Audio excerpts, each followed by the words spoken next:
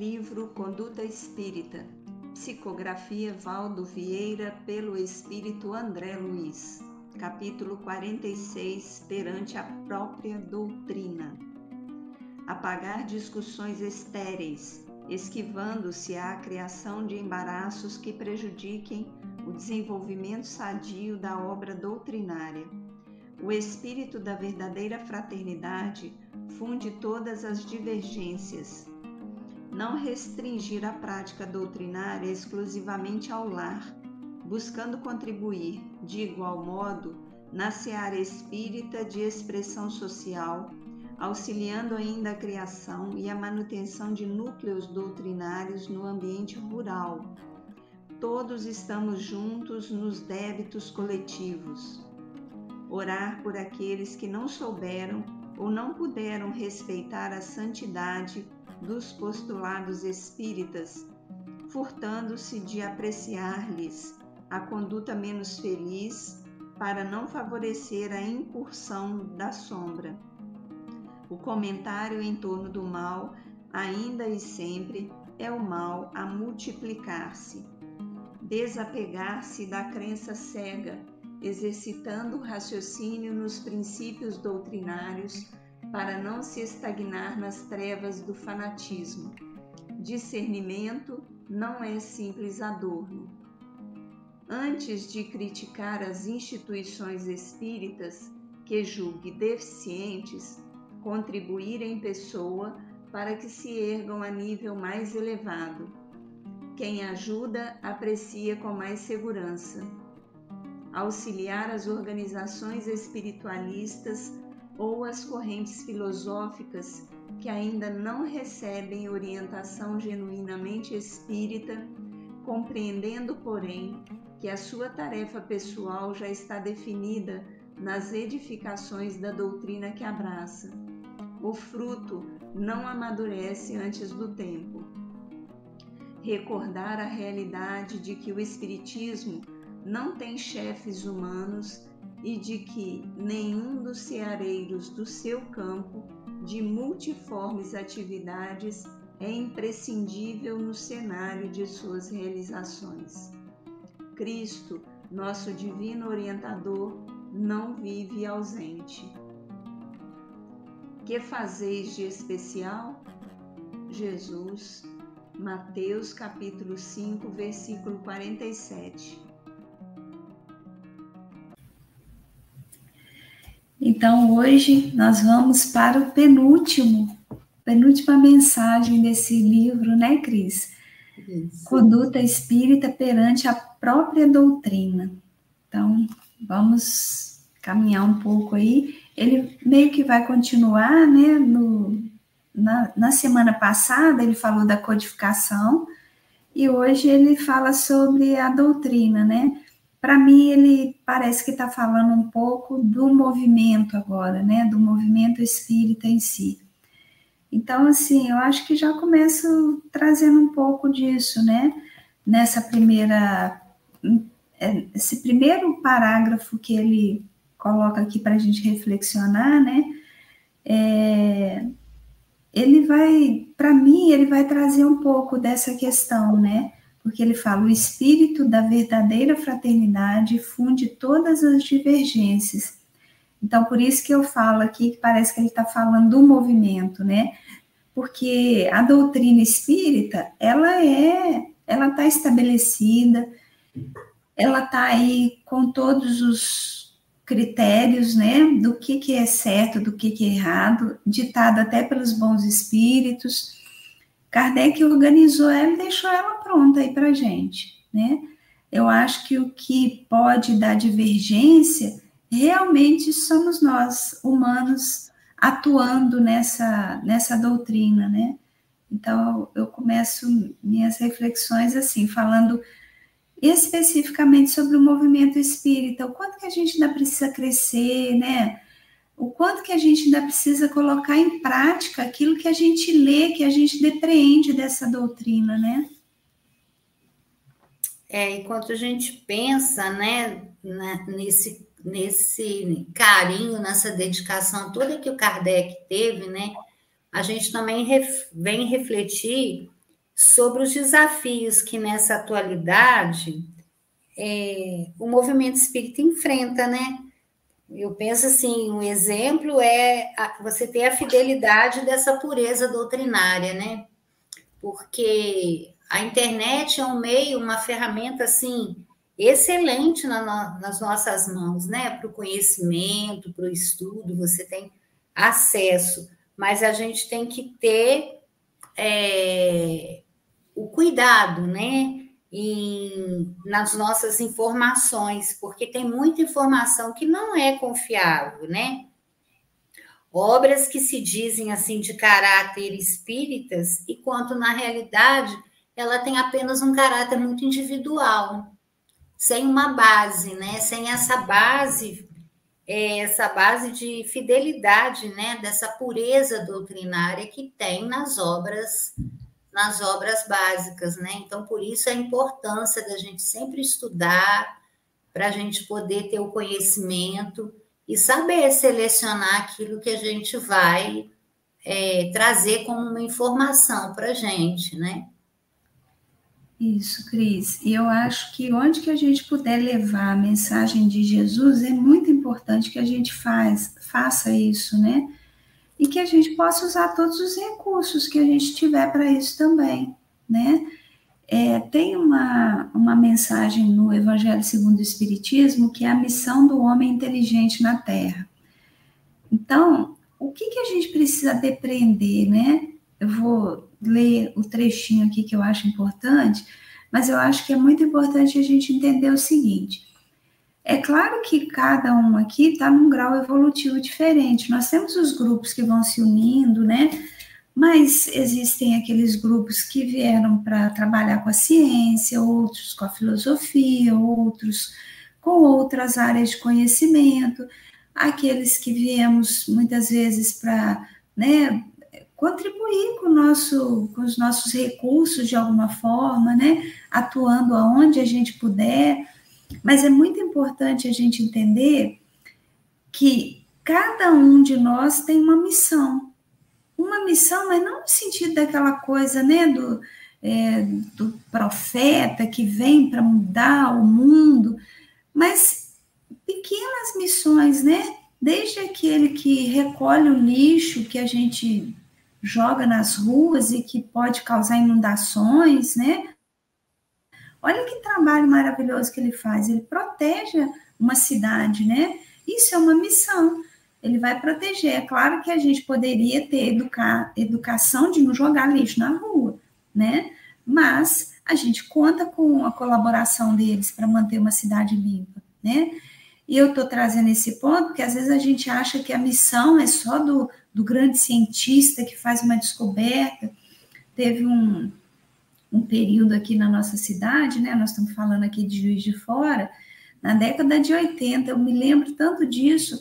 Teve uma greve dos trabalhadores da coleta do lixo aqui da nossa cidade. Uma semana que eles ficaram sem recolher o lixo, nossa, virou um caos. E eu ficava olhando, eu falava, gente, bicho para tudo quanto é lado, rato, barata. Aí eu falei, nossa, quão importantes são essas pessoas, né? Para manter minimamente a nossa saúde. E aí eu estou trazendo isso por quê? Porque às vezes a gente vê no movimento espírita acontecer muita divergência no campo da intelectualidade, né? Hoje a gente estava estudando aqui em casa, a gente faz o culto do Evangelho lá e saiu uma mensagem, a gente está meio que abrindo aleatório, né, o Evangelho, e saiu uma mensagem sobre a verdadeira caridade. E aí eu fiquei muito emocionada, porque tem o exemplo de umas senhoras que elas produzem agasalhozinhos, roupinhas para crianças, né? E aí o espírito que estava ali dando esse exemplo na mensagem, aí ele falou assim, essas senhoras vão atender outras mães, essas mães vão atender outras mães que estão ali angustiadas, sofrendo e até dizendo que Deus é mau, né? Que Deus não olhou por elas. E quando chegar o inverno extremo, elas vão reconhecer Deus nesses trabalhos que foram feitos. E aí ele dizendo, né, eu estou traduzindo aqui para as minhas palavras, ele dizendo assim, que a própria espiritualidade, ela se une, intuindo essas mães para fazerem esses agasalhos e até para indicarem aonde que elas devem levar, para quais mães que estão precisando. E eu fiquei muito emocionada, eu estava conversando aqui com o Ricardo, né, meu marido, dizendo assim, engraçado, né, o próprio movimento espírita, ele meio que exclui, né, ele vai criando grupinhos, então tem o grupinho dos palestrantes, que são fenômenos, aí tem o grupinho dos médiuns, que são fenômenos, e tem o grupinho dos outros, né, que vão se virando aí, né, como dá. E a gente não precisa, a espiritualidade inclui a gente no grupinho delas, da espiritualidade do bem. Basta a gente fazer o bem e a gente está incluído ali, né? E eu estou trazendo isso para falar do quanto que a gente também está adoecido enquanto movimento, né? Em alguns pontos. E aí eu vou trazer aqui a mensagem, só para a gente também refletir um pouco, né? Está no capítulo 7º do Evangelho, chama Missão do Homem Inteligente na Terra. Não vos ensoberbeis do que sabeis, porquanto esse saber tem limites muito estreitos no mundo em que habitais. Suponhamos sejais sumidades em inteligência neste planeta.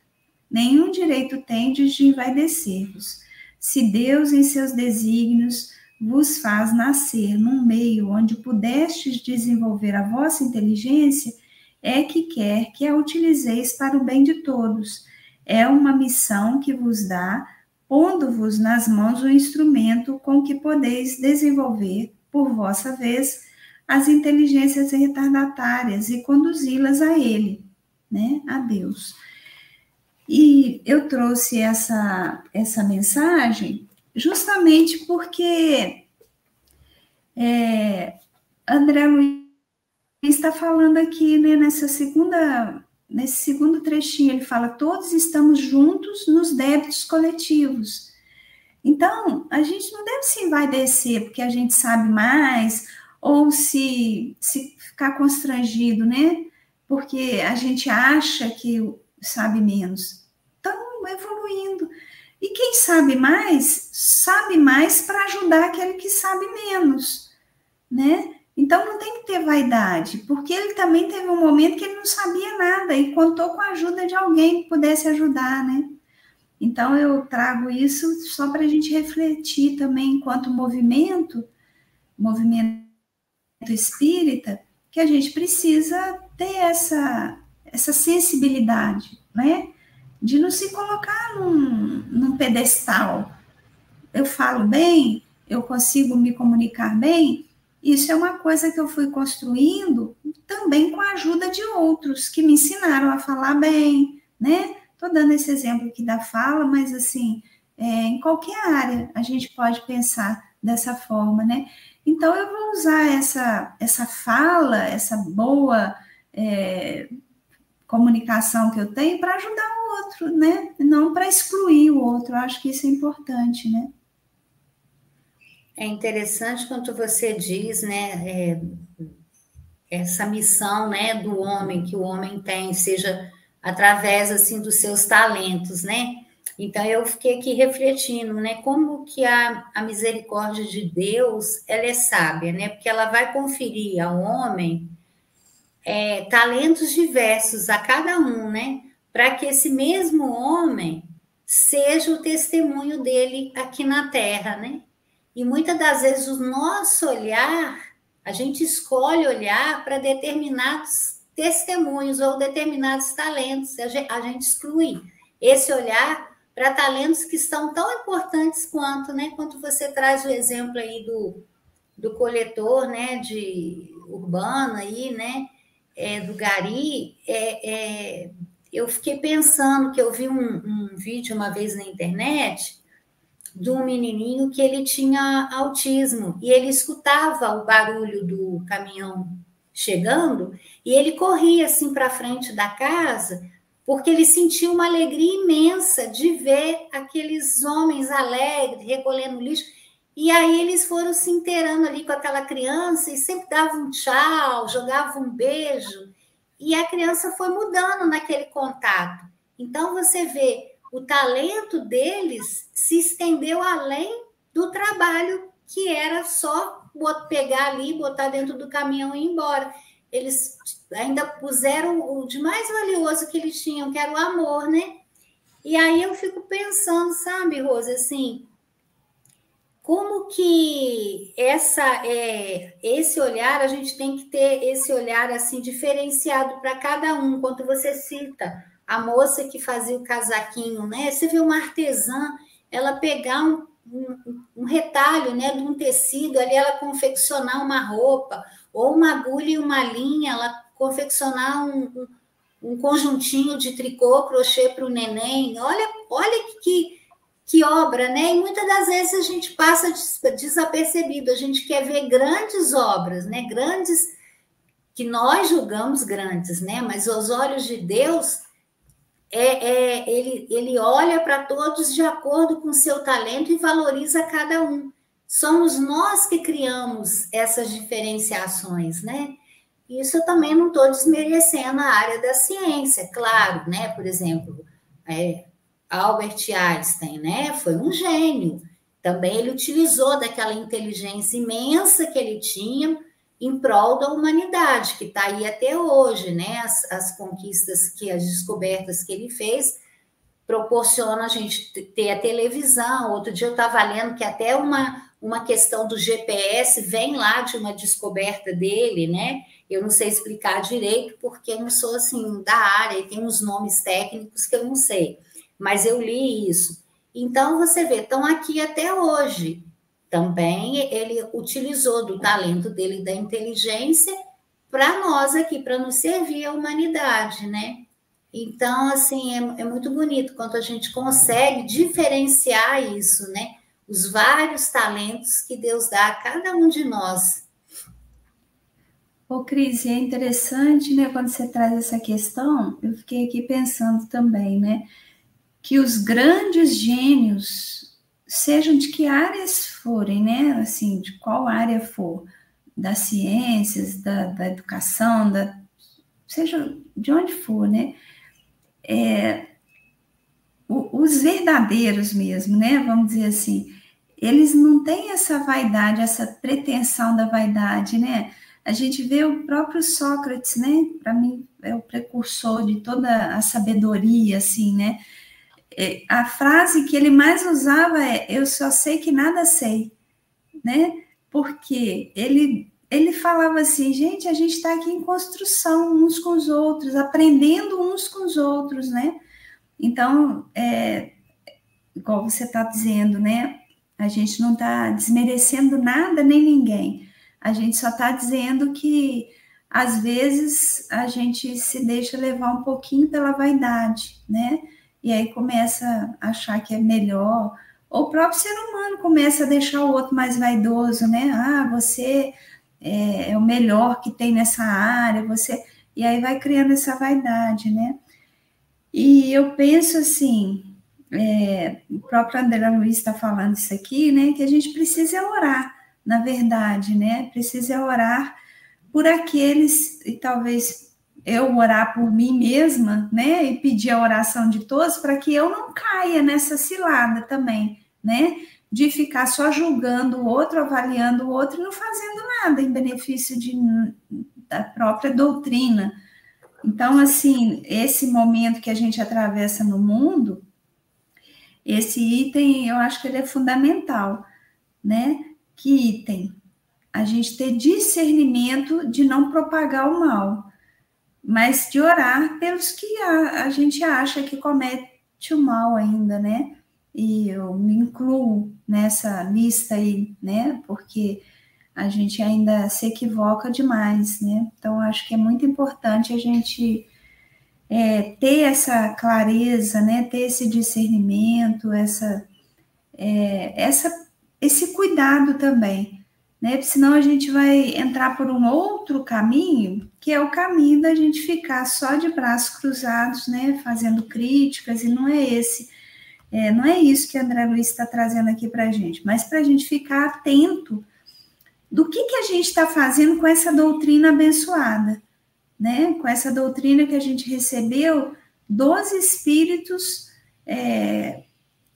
alguns muito iluminados, outros medianos, outros como nós, mas que estavam ali tentando também de alguma forma ajudar, né, ao ser humano a melhorar, a se tornar mais harmonioso, mais afetuoso, né, uns com os outros. Então, acho que é muito importante a gente não perder isso de vista, até porque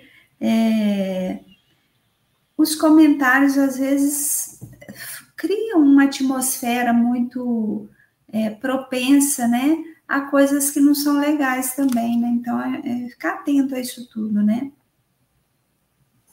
É muito interessante quando você diz assim, a gente orar, né, por aqueles que ainda estão num caminho, né, que não é o caminho, vamos dizer assim, que seria o ideal, né? Ainda estão num caminho de escuridão, e a gente orar para que ele encontre a luz. Aí um dia eu estava conversando com uma pessoa, você me fez lembrar, ela disse assim, mas como orar, né? A pessoa é tão dono de si, é tão arrogante, você vai orar por ela, você vai dar força para que ela continue assim. Mas é justamente o contrário, né? A oração não é para você dar força, potencializar talvez essa característica. É o contrário, a oração é a misericórdia de Deus, assim, em ação, né? Porque orar por aqueles que ainda estão equivocados é justamente você levar a luz da transformação. Que, igual você falou, às vezes a gente ora até por a gente mesmo, né? A gente não se sente com força suficiente para sair daquela postura, daquela ideia. A gente pede aos bons espíritos que nos ajudem nessa transformação.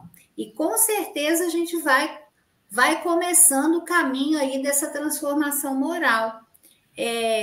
Eu penso também que esse conceito que Jesus ele nos ensina, né, a ser os seus discípulos, porque é através dessa força geradora de transformação, que é um amor misericordioso, né, que ele tem por nós e nos ensinou a ter também, que ele nos chama muitas das vezes à reflexão, né, dos nossos atos, porque aí chega um ponto que a gente começa a pensar, será que essa postura, será que esse meu jeito é o certo? E aí você começa a despertar, né, para essa luz. Então, a oração é uma ferramenta realmente importantíssima. A gente praticar ela em nosso favor, em favor de todos aqueles que a gente percebe que necessitam, né? E o mais importante é a gente entender que nós, seres humanos, né, de uma forma geral, a gente tem uma tendência a justificar algumas coisas, né? Então, por exemplo, quando a gente ora por alguém, né, a gente está vendo isso, eu vou trazer um exemplo aqui que eu acho que é mais tranquilo, né? A própria política, né, que gerou tanta essa polaridade que a gente nunca tinha visto, né? Essa palavra agora ficou na moda aí, que a gente não pode ter ideias divergentes, a gente tem que ter, todo mundo tem que pensar igual, senão você é meu inimigo, né? É uma coisa estranha isso, né? Imagina todo mundo pensando igual, né? Só se a gente fosse uma máquina, né? Um robô, que aí a gente ia ser programado para isso, né? E nós não fomos programados para isso, a gente foi programado para pensar, para refletir, para termos opiniões. E aí a gente às vezes tem uma tendência muito de justificar determinados comportamentos, né? Então, eu trago esse exemplo da política, por quê? Porque no campo da política tem muita coisa que a gente diverge, né? Então, às vezes, o candidato que a gente gostaria, que a gente conhece o projeto dele, que a gente acha que pode ser um bom projeto, ele não ganha. Aí a gente fala assim, não, eu não vou nem querer saber do outro, eu não faço nenhuma prece para ele, porque ele não vale nada, ele não tem projeto, Esse é o grande equívoco, né? Porque o Raul Teixeira, ele tem uma simbologia tão bacana, ele vai explicar a gente sobre essa questão da oração, né? Porque às vezes a pessoa pode estar refratária realmente, né? Às vezes ele está com um pensamento fixo de fazer, vamos pensar nessas grandes tragédias que estão acontecendo, né? Das guerras, isso é uma tragédia para a humanidade, né? Faz a gente ficar paralisado num lugar ruim, né? De destruição. E aí a gente às vezes pensa, né? Não vou nem orar para essa pessoa, né? E o Raul Teixeira ela vai falar o seguinte: olha, a gente faz a nossa parte, que é orar, mas tem que fazer a nossa parte confiando que quem vai fazer o movimento todo é Deus, é através da permissão de Deus que essa prece vai chegar onde ela tiver que chegar. E aí, vamos supor que ela chegue num lugar que as pessoas estejam muito refratárias, que elas não consigam criar uma sintonia para receber aquela oração, né? Como é o caso dessas pessoas que fomentam a guerra. A espiritualidade, ela cria como se fosse Imagina aqueles... eu fiquei imaginando isso na minha cabeça quando ele foi explicando. Aquelas poças d'água, tem um buraco ali no chão, e aí cai e fica aquela poça d'água, né? Então, é como se a pessoa estivesse ali, naquela poça d'água. A oração é aquela água em volta dela. No primeiro movimento que ela faz, um dia ela acorda e fala assim, nossa, para que eu tô gerando esse conflito todo? Opa, ela já começa a captar aquela oração. A oração não se perde porque ela está refratária, ela fica ali meio que esperando a pessoa estar na mínima vibração para poder ela ser tocada por aquilo, né? E assim também, igual esse exemplo que você deu, né? Ah, mas a pessoa está fazendo coisas que não são legais, a prece não vai reforçar isso nela, né? Para ela dizer assim, eu estou numa boa, estão até orando por mim. Nada disso. É num momento em que ela desperta minimamente para o bem, aí aquela prece ajuda ela a ter mais força para sair desse lugar ruim que ela está, né? De fazer o mal, seja lá o que for, né? De receber até um fluido de tratamento numa questão de adoecimento, né? Às vezes a pessoa está tão adoecida, tanto fisicamente como psiquicamente, que ela não consegue receber o tratamento de saúde, às vezes espiritual, mas aquela prece não fica perdida, ela vai ficar ali para que na hora que a pessoa tiver um mínimo despertar, ela consiga se beneficiar daquela oração, né? Então, é bacana isso que você trouxe, né? E aí, a gente também vai ter aqui André Luiz aconselhando a gente a não ter uma fé cega, porque era isso que Kardec combatia, né? Aquele dogmatismo das outras religiões. Kardec até ele era contra essa ideia do espiritismo ser uma religião. Isso é coisa nossa, do movimento, né? Nós é que fomos ajustando tudo e criando aí algumas situações que levam as pessoas a pensarem que é uma religião, mas é uma doutrina filosófica, né? Que trabalha aí com a ciência, né? De par em par com a ciência, não a ciência dos homens, né? Mas a ciência do conhecimento das várias existências, dos fenômenos mediúnicos, de comunicação com os espíritos. Então, Kardec ele era muito contrário a essa ideia de religião, né? O espiritismo era uma fé raciocinada, ou seja, que a gente tenha condição de estudar, compreender e construir o nosso próprio raciocínio do que é a doutrina propriamente dita, né?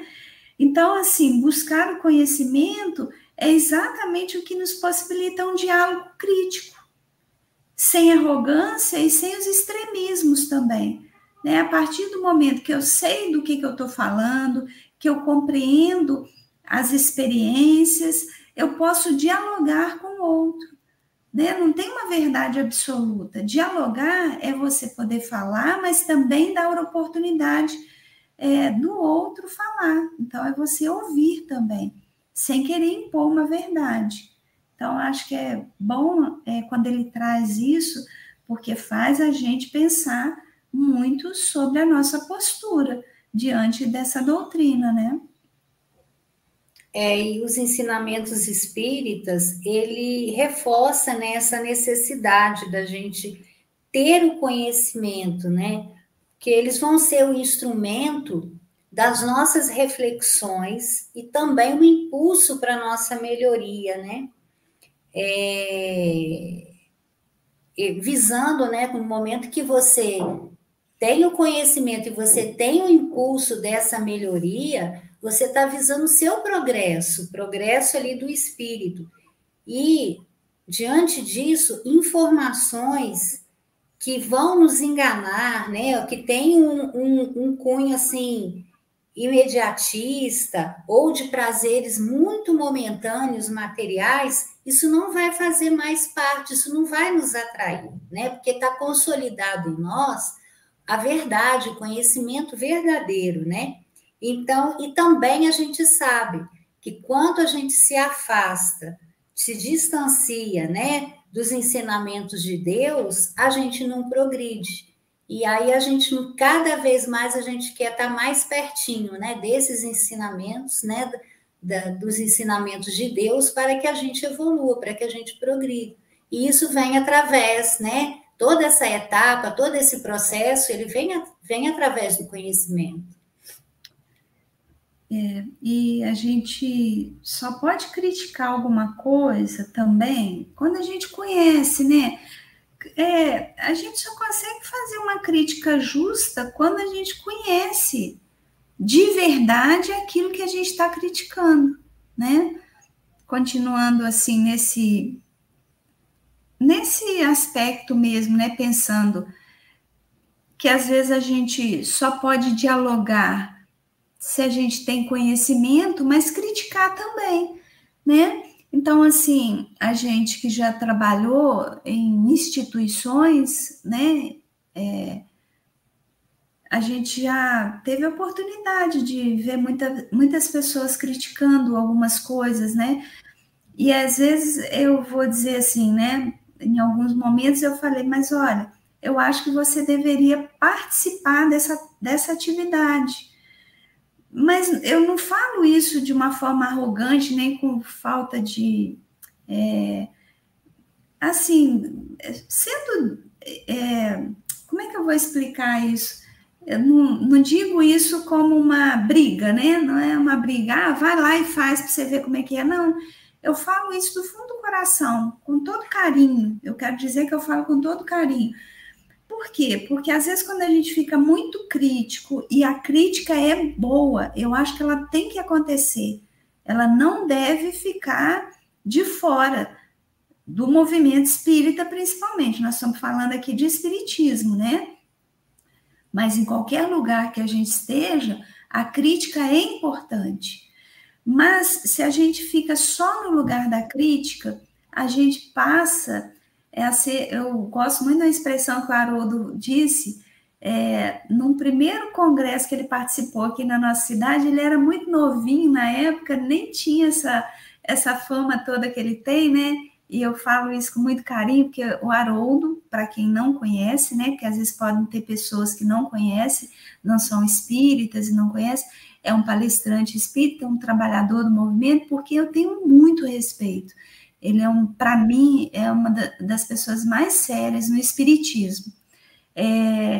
E na época ele era muito novo e, assim, muito acessível, né? Não é que ele não seja agora, não, porque eu acho que ele não mudou, não. Eu acho que ele continua, ele tem mais conhecimento, mais bagagem, mas ele continua essa pessoa que eu conheci lá atrás, para mim, né? Cada um tem um jeito de pensar, e aí cada um que faça a sua crítica aí também, conforme os conhecimentos que tem dele.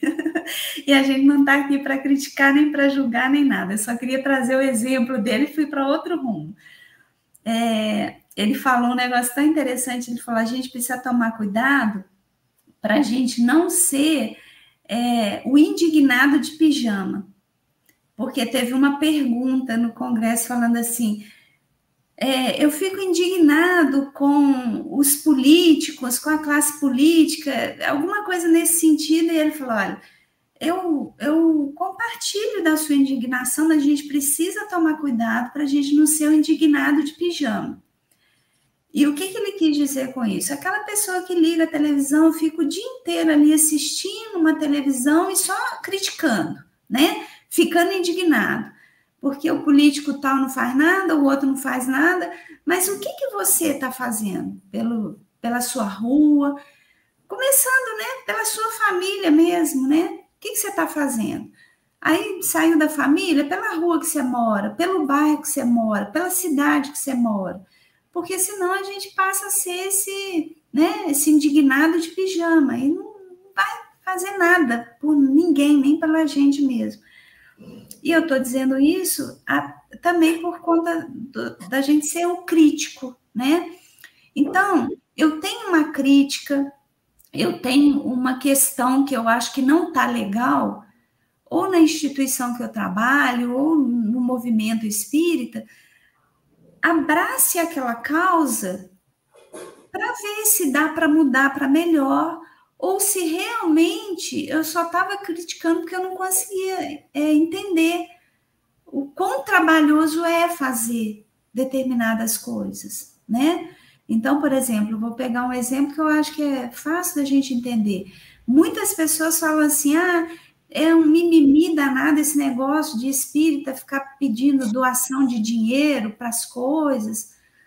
Eu não sei, Kardec não propôs realmente isso, né? Da gente ficar ali fazendo solicitação de doação, mas eu acho que é o bom senso, né? Se eu entro numa instituição, nós aqui temos um centro espírita virtual em que a instituição é a nossa própria casa. E a gente teve que preparar equipamento, a gente tem que preparar o ambiente. Então, a gente vai vendo que não é porque está na nossa casa que também a gente não tem despesa, muito pelo contrário, né?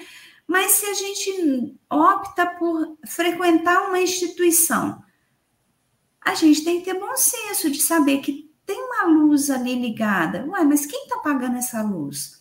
Olha, tem uma água fresquinha ali para eu beber, de um bebedouro. Mas quem está pagando isso? Nossa, está tão limpinho aqui esse ambiente, mas quem está fazendo a limpeza? Né? Se a gente não tem esses mínimos critérios de bom senso, a gente vai ser esse crítico que o Haroldo falou, de pijama, né? Vamos sentar ali e vamos só criticar, né? Essa tarefa está ruim. E às vezes está ruim mesmo. Mas então, vamos trabalhar nessa tarefa para ver em que a gente pode melhorar, né? Então, eu sou muito favorável à crítica, mas eu também, quando eu não consigo entender, eu vou lá e faço aquilo que eu não estou entendendo. Aí eu falo, agora eu entendi por que é desse jeito e por que não é do jeito que eu quero. Porque do jeito que eu quero não dá certo, né? Então, eu acho que é importante, ele traz isso aqui, eu acho que é fundamental para a gente refletir, né? E nessas, eu estava aqui refletindo, né, quando você diz aí a pessoa que é o crítico, né, de pijama, por quê? Muitas das vezes vem uma informação e a gente, mas quem te falou, né, vamos dizer, quando é um assunto comum numa instituição, quem te falou? Me falaram. Então, eu acho que essa fala é uma fala assim que a gente está vivenciando apenas uma informação. E essa informação pode ser verdadeira ou não, né? E aí, quanto ela tem esse cunho, é um tipo de informação que você não tem intimidade nenhuma com ela, você só ouviu, mas você não tem uma intimidade de análise, de reflexão. Agora, já um conhecimento, quando você pergunta, vem cá, mas vamos refletir aqui, da onde surgiu? Olha, surgiu isso, disso. olha aqui, ó, vou te mostrar aqui. Às vezes tem até alguma coisa que alguma questão com papel, com burocracia, é mostrado.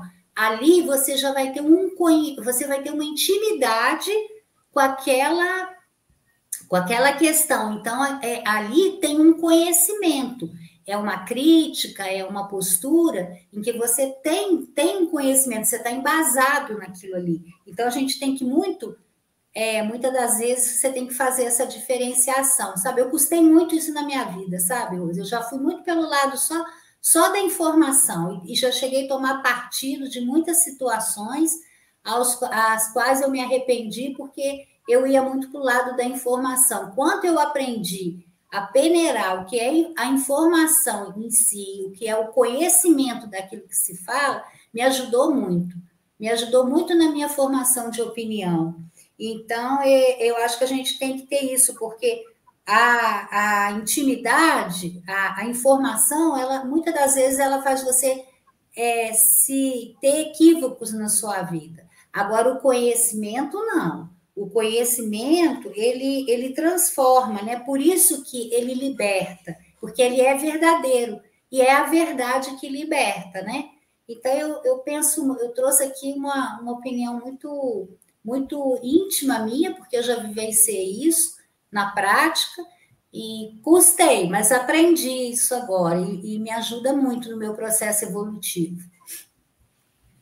Ô, Cris, são os 3 crivos, né, que eu acho que foi você mesmo que trouxe nos estudos anteriores aqui, né, os 3 crivos que Sócrates trouxe para a gente, né, o que eu estou trazendo aqui para falar, igual você falou, né, alguém disse, né, esse alguém disse vira uma fofoca que pode ser uma mentira, né, então Sócrates trouxe isso, né, a gente sempre tem que ponderar com quem está trazendo uma informação para a gente, isso é verdade? Isso é bom? Isso é útil? Né? Os 3 crivos que ele trouxe, que são importantíssimos, né? Isso que você trouxe é fundamental para que a gente possa ter minimamente condição de criticar alguma coisa, né? De construir alguma coisa boa também, né? Então, eu acho que o próximo item aqui, né, que André Luiz vai trazer, ele vai dizer uma coisa muito interessante, né? O fruto não amadurece antes do tempo. Então, eu penso que nós não estamos aqui para sermos competidores, né? Eu costumo dizer isso, né? A lei de Deus, ela não é uma lei de competição, né? É uma lei de solidariedade, de partilha, né? Então, a gente não deveria estar aqui sendo concorrentes e se tratando de crença, de religião, de fé, né? Mas como irmãos, que é isso que Jesus trouxe, né? Que nós éramos irmãos, nós somos irmãos, né? Então, assim, transformar esse movimento espírita, ou qualquer coisa que a gente faça, em algo que torna a gente concorrente, é muito perigoso, né?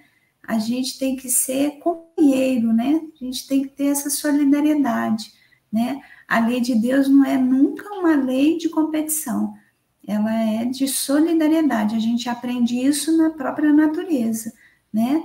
Ali tudo é solidário, né?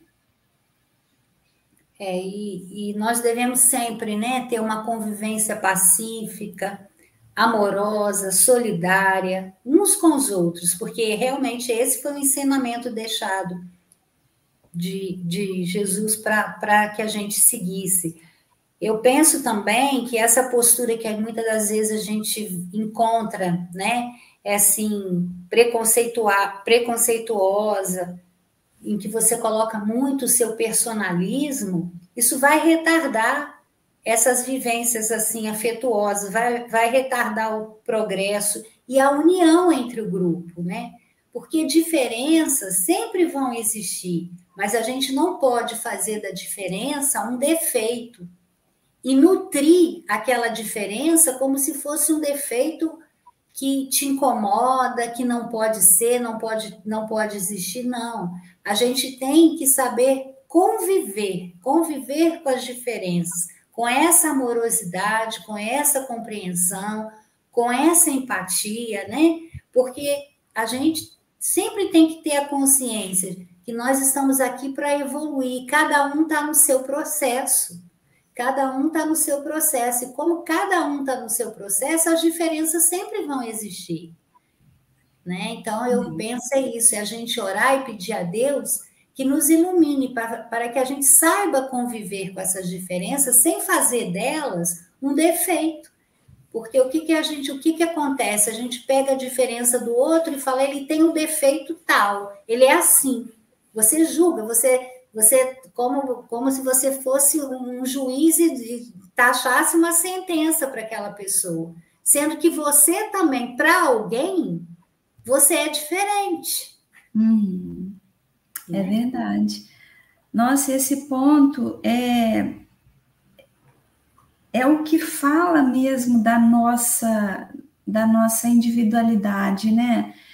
É como a gente se vê, porque se a gente se vê muito humano, né, muito ligado aqui a essa matéria, a gente vai achar que a nossa verdade é absoluta, né?